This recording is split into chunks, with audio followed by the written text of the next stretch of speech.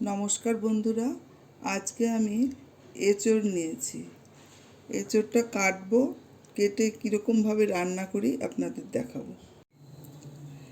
এঁচোড়ের এই ভেতরটা কিন্তু দেইনি, এই চামড়াটাকে ফেলে এইখানে যে এই অংশটা থাকে সেটাকেই আমি ডুমো করে কেটেছি, ভেতরটা দেইনি।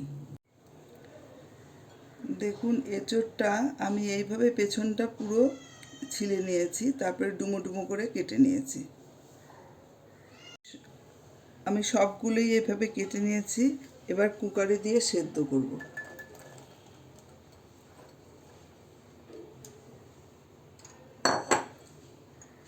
হাফ চামচ নুন দিলাম,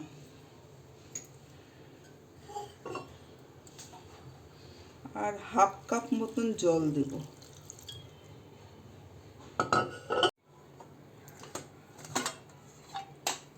আমি 3টে সিটি দিয়েছি।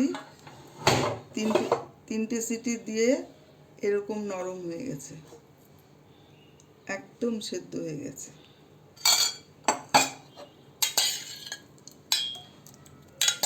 এঁচোড়গুলো পুরো নামিয়ে ফেললাম। আমি কড়াতে 2 চামচ সর্ষের তেল দিলাম।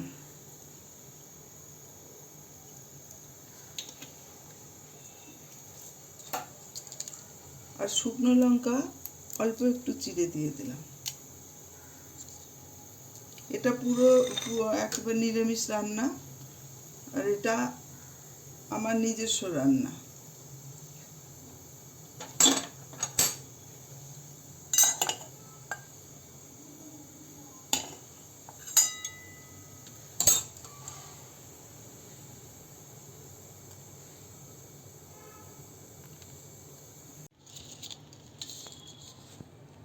এখানে আমি 1 চামচ দিচ্ছি কালো জিরে,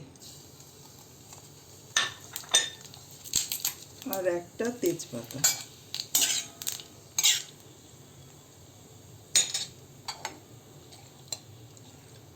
এবার এই সবটা দিয়ে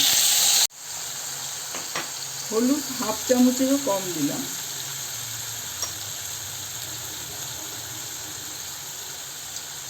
নুন আগে দেওয়া ছিল, তাই জন্য হাফ চামচ দিলাম।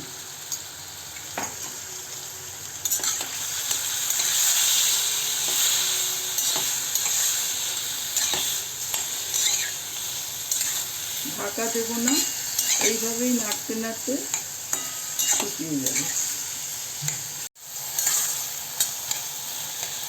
মাঝে মাঝে একটু করে ভেঙে দিতে হবে।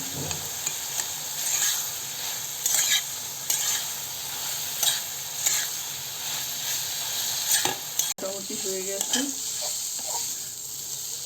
এবার আমি 1 চামচ গোবিন্দভোগ চাল ভিজিয়ে রেখেছিলাম, সেটা শিলে বেটে নিয়েছি, সেটা দিয়ে দিলাম।